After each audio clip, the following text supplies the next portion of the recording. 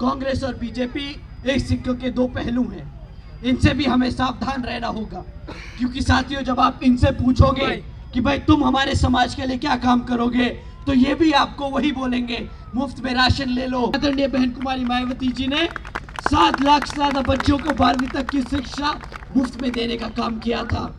इतना ही नहीं, उन्होंने हमारे बच्चों को पढ़ाने लिखाने के लिए 6 engineering colleges, 2 homeopathic colleges, 24 polytechnic colleges, 2 paramedical colleges, 6 world class universities, 200 से अधिक इंटर डिग्री कॉलेजेस, 100 से अधिक ITIs, 550 से ज्यादा हाई स्कूल और 5,500 से ज्यादा प्राइमरी स्कूल बनाने का काम किया। आदरणीय बहन जी ने मुफ्त में पढ़ाया लिखाया नहीं, उन्होंने रोजगार भी दिया। उन्होंने 90,000 से अधिक शिक्षकों को टीचर्स को रोजगार दिया। 1 लाख से अधिक सफाई कर्मचारियों को भर्ती किया। 2 लाख से अधिक पुलिस फोर्स में जवानों को भर्ती किया। उन्होंने अपने समाज को पढ़ाया लिखाया, उन्होंने अपने समाज को रोजगार दिया। आदरणीय बहन जी ने हमारे समाज को अपने पैरों पर खड़ा कर एक उज्जवल भविष्य देने का काम किया है। हकीकत क्या है इस आम आदमी पार्टी की? इनकी हकीकत ये है कि आज मात्र 12,500 नौकरियां दी गई हैं पिछले 11 सालों में। इनसे कोई पूछे कि 22 लाख नौकरी का वादा करके अगर 12,500 नौकरी देनी थी तो भाई वादा ही क्यों किया? डे 1 से मुफ्त में जो आज की स्कीमें बांट रहे हो वही बांट लेते।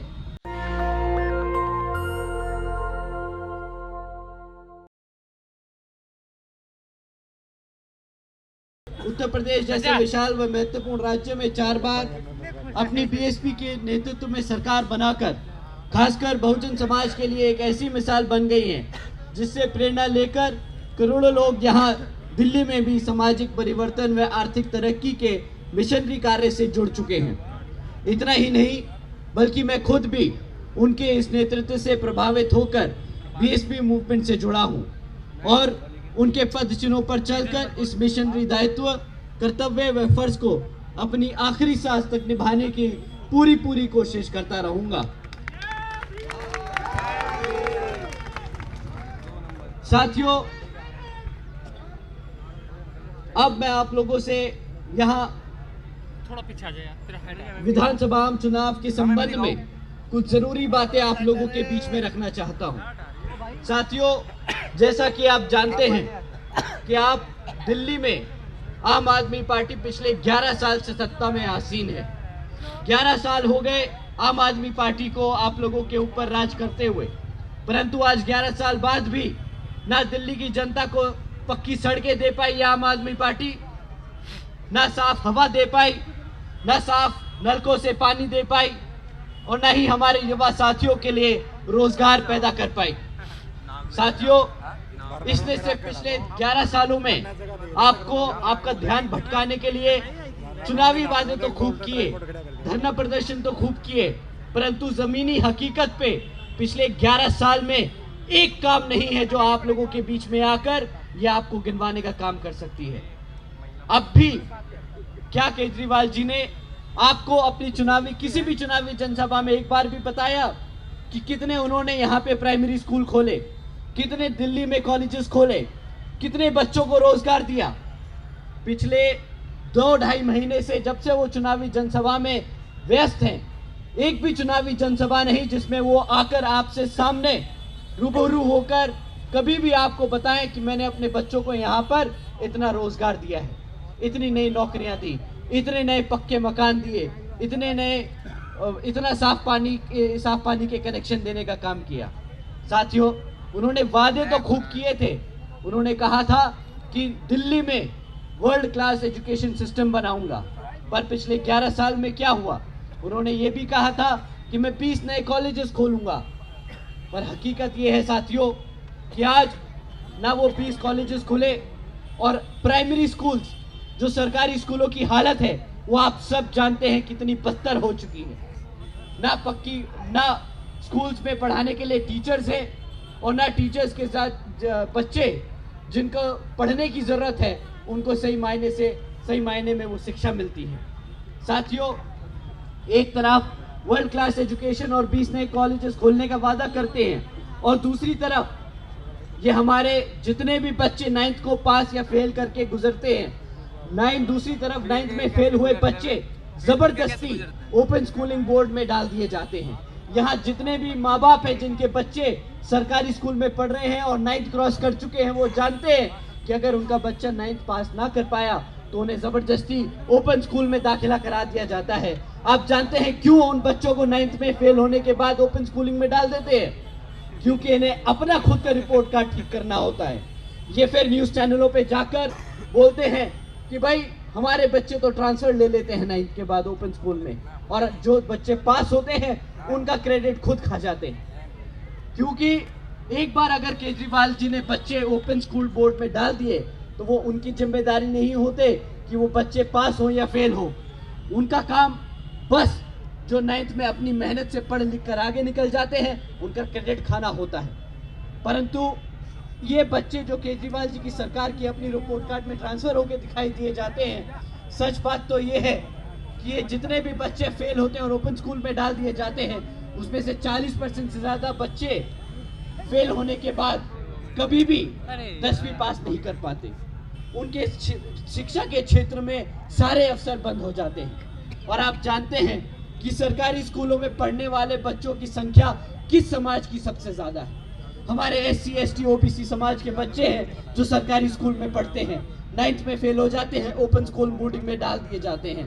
वहां पर वो बच्चे पास हो या फेल हो, ये सरकार की जिम्मेदारी नहीं। अपनी सरकारी जिम्मेदारियों से पल्ला झाड़ने के लिए हमारे बच्चों को ओपन स्कूलिंग में डाल दिया जाता है। साथियों, एक बार ओपन स्कूलिंग में चला जाए बच्चा, उसके बाद वो फेल हो या पास हो, वो सरकार की जिम्मेदारी नहीं। एक बार सरकार की जिम्मेदारी नहीं तो हमारा बच्चा क्या जाएगा जिंदगी भर? 9th में फेल हो गया, ओपन स्कूलिंग में पास हो फेल हो, कुछ अता पता तो है नहीं। जब पढ़ेगा लिखेगा नहीं तो ना कॉलेज जाएगा तो कभी सरकारी नौकरियों के लिए अप्लाई कर पाएगा, और जब सरकारी नौकरी नहीं मिलेगी या नौकरी नहीं मिलेगी तो जिंदगी भर सड़कों पे भीख मांगता फिरेगा। इन्होंने हमारे समाज को सिस्टमैटिकली एजुकेशन के सिस्टम में 9th से ही हमारे बच्चों को कमजोर कर जिंदगी भर के लिए एक लाचार, एक भिखारी बनाने का काम करने की साजिश की है। साथियों, यह है आम आदमी पार्टी का सच्चा रूप। साथियों,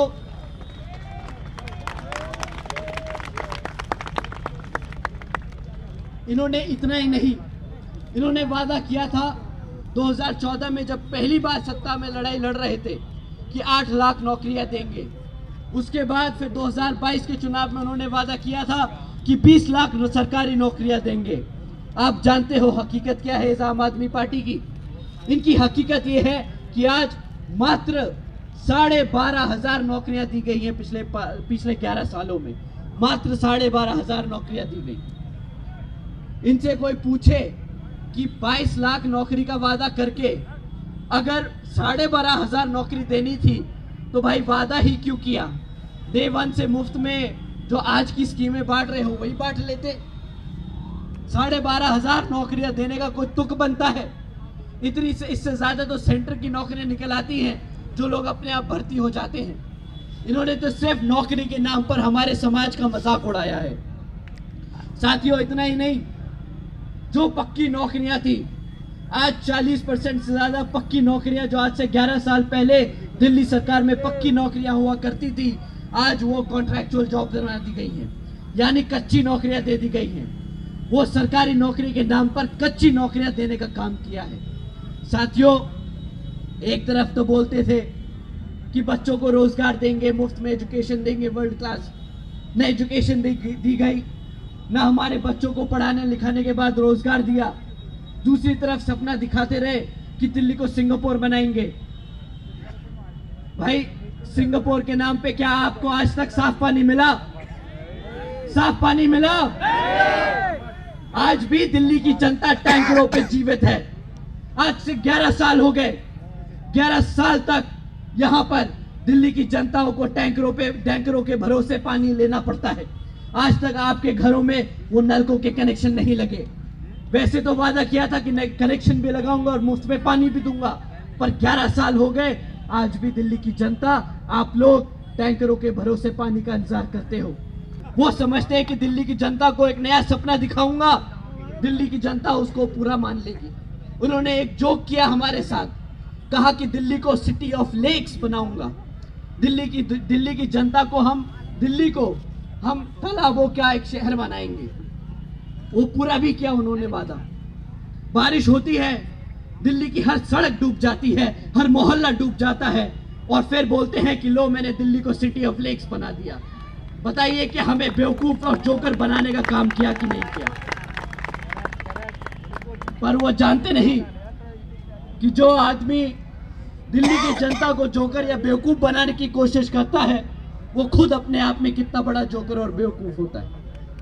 क्योंकि दिल्ली की जनता भूलती नहीं, उसे याद है ये सारे वादे, और उसे याद है वो जीता है, वो ये हर साल ये हकीकत जीता है जब उसके घरों में, उसकी झुग्गी झोपड़ियों में वो पानी भर जाता है, उसकी सड़कों के सामने, घर की सड़कों के सामने वो पानी डूब जाता है। साथियों, उन्होंने ये भी वादा किया था कि फ्री वायर फ्री दिल्ली बना देंगे।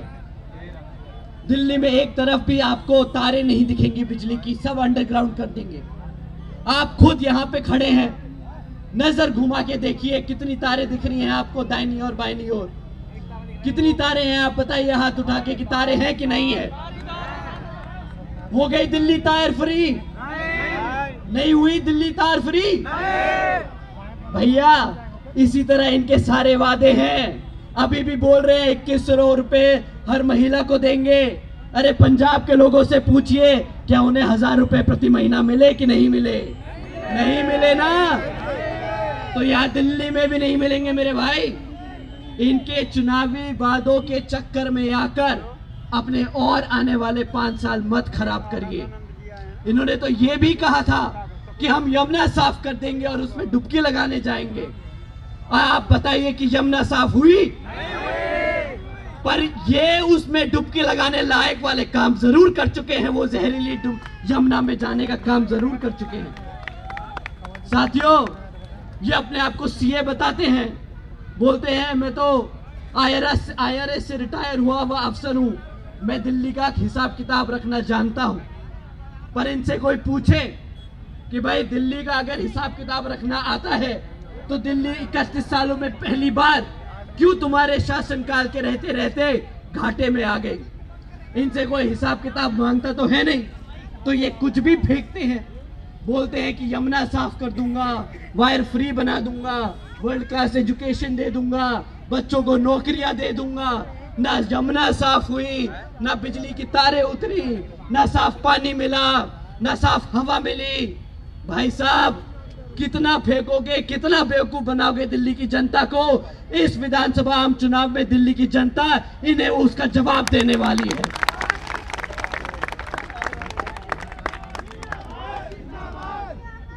साथियों,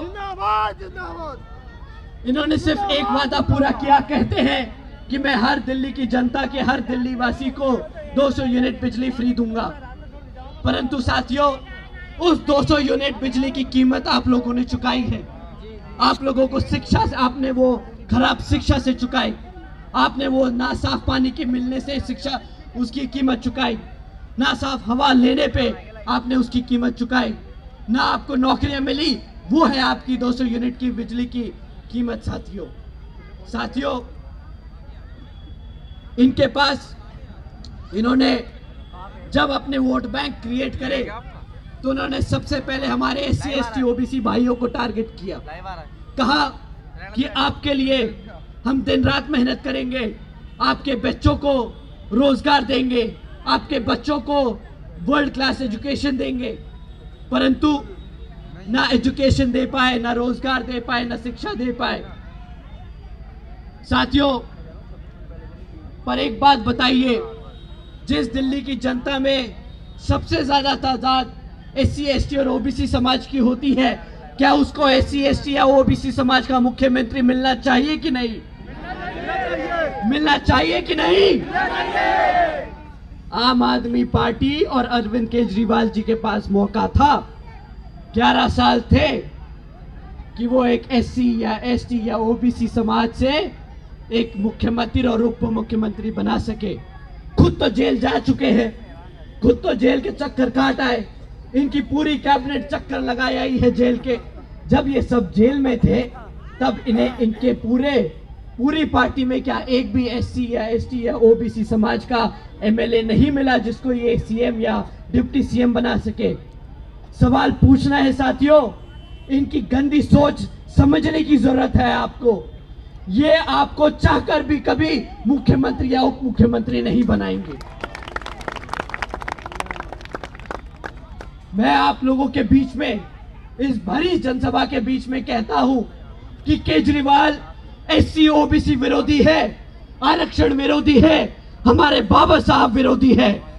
क्योंकि साथियों, ये वही केजरीवाल है जिसकी पार्टी ने सुप्रीम कोर्ट में एससी एसटी रिजर्वेशन में सब क्लासिफिकेशन की याचिका लगाई थी, जिसके तहत अब सारे देश में ये पार्टियों के पास ताकत है कि जो हमारे रिजर्वेशन में छेड़खानी कर सके।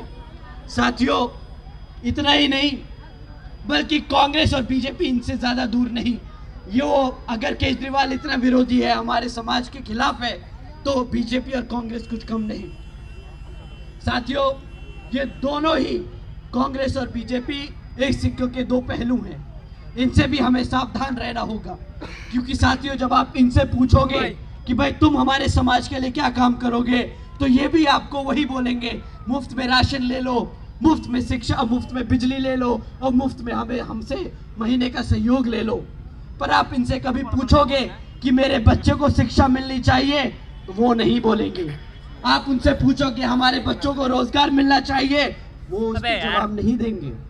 क्योंकि ये चाहते हैं कि हमारे बच्चे ना पढ़े लिखे, ना रोजगार हो, ना रोजगार में आए, ना खुद कमाए, अपने पैरों पे खड़े हो। क्योंकि वो नहीं चाहते कि हमारे बच्चे काबिल बने, अपनी मेहनत से लड़ सके, अपने अधिकारों के लिए लड़ सके। क्योंकि अधिकारों के लिए लड़ेंगे तो इनको सत्ता से निकाल फेंक बहुजन समाज पार्टी अपने समाज के लोगों को ताकत मिलेगी।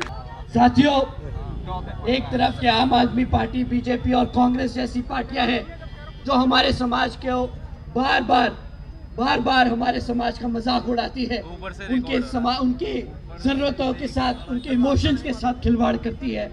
और एक तरफ, दूसरी तरफ आपकी बहुजन समाज पार्टी है जो हर समाज के व्यक्ति को गरीबी से निकालकर अपने पैरों पर खड़ा कर एक इज्जतदार जिंदगी देने का मौका देना चाहती है। साथियों, इसी क्रम में बहुजन समाज पार्टी जब यूपी में पूर्ण बहुमत की सरकार से सत्ता में आसीन थी, तो उसने वादा नहीं किया, उसने काम करके दिखाया। आदरणीय बहन कुमारी मायावती जी ने 7 लाख से ज्यादा बच्चों को 12वीं तक की शिक्षा मुफ्त में देने का काम किया था। इतना ही नहीं, उन्होंने हमारे बच्चों को पढ़ाने लिखाने के लिए 6 engineering colleges, 2 homeopathic colleges, 24 polytechnic colleges, 2 paramedical colleges, 6 world class universities, 200 से अधिक इंटर डिग्री कॉलेजेस, 100 से अधिक ITIs, 550 से ज्यादा हाई स्कूल और 5,500 से ज्यादा प्राइमरी स्कूल बनाने का काम किया। पर आप इस मुफ्त के वादे करने वाली दुकान से पूछोगे कि पिछले 11 साल में उसने कितने स्कूल खोले, कितने कॉलेजेस खोले, कितने बच्चों को रोजगार दिया, उसके पास कोई जवाब नहीं होगा। क्योंकि उसकी सोच ये है कि मेरा समाज पढ़ेगा नहीं, लिखेगा नहीं, हमेशा इनकी रोजगार, इनकी चमचागिरी करेगा, इनके हाथ से सामने हाथ फैला के खड़ा रहे। ये चाहते हैं मेरे समाज के लोग, ये चाहता है आम आदमी पार्टी का मुख्यमंत्री, हमारे समाज के लोग ऐसे खड़े हो इसके सामने। परंतु साथियों, इतना ही नहीं, आदरणीय बहन जी ने मुफ्त में पढ़ाए लिखाए नहीं, उन्होंने रोजगार भी दिया। उन्होंने 90,000 से अधिक शिक्षकों को टीचर्स को रोजगार दिया, 1 लाख से अधिक सफाई कर्मचारियों को भर्ती किया, 2 लाख से अधिक पुलिस फोर्स में जवानों को भर्ती किया, 30 लाख से अधिक मेरे सभी अपर कास्ट समाज के भाइयों को जो कमजोर, फाइनेंशियली कमजोर परिवार से आते हैं, उन्हें विभिन्न सरकारी नौकरी देने का काम किया। साथियों, उन्होंने अपने समाज को पढ़ाया लिखाया, उन्होंने अपने समाज को रोजगार दिया। आदरणीय बहन जी ने हमारे समाज को अपने पैरों पर खड़ा कर एक उज्जवल भविष्य देने का काम किया है। आम आदमी पार्टी की तरह हमें गुलाम बनाने का काम नहीं किया। साथियों, इन्हीं जरूरी बातों के साथ ही अब मैं आप सभी लोगों से, खासकर आदरणीय बहन कुमारी मायावती जी की भी यही विशेष अपील है कि इस विधानसभा चुनाव में आप सभी लोग हर मोर्चे पर सावधान रहें, आपका वोट बहुत कीमती है। आपका वोट कोई खरीद ना पाए, आपका वोट कोई लूट ना पाए, आपके वोट का कोई दुरुपयोग ना कर ले, क्योंकि जाति, बिरादरी, धन, बल, मंदिर, मस्जिद या किसी भी भावना आदि के नाम पर कोई स्वार्थी अपने जाल में फंसाकर आपके वोट का दुरुपयोग ना कर ले, क्योंकि देश के हर महिला, पुरुष व युवा को वोट का अधिकार यहाँ परम पूज्य बाबा साहब डॉक्टर भीमराव अंबेडकर जी की अति महत्वपूर्ण देन है। साथियों, अब समय आ गया है कमर कसने का, सत्ता छीनने का और आपको शासक बनने का। जय भीम, जय भारत। नेशनल दस्तक की आपसे गुजारिश है कि अगर इसको बचाना चाहते हैं तो नेशनल दस्तक को सब्सक्राइब करने के लिए रेड कलर के सब्सक्राइब बटन को दबाएं, फिर बेल आइकन की घंटी दबाएं। नेशनल दस्तक को बचाने के लिए बहुत जरूरी है कि हर खबर को शेयर करें, लाइक करें, कमेंट जरूर करें।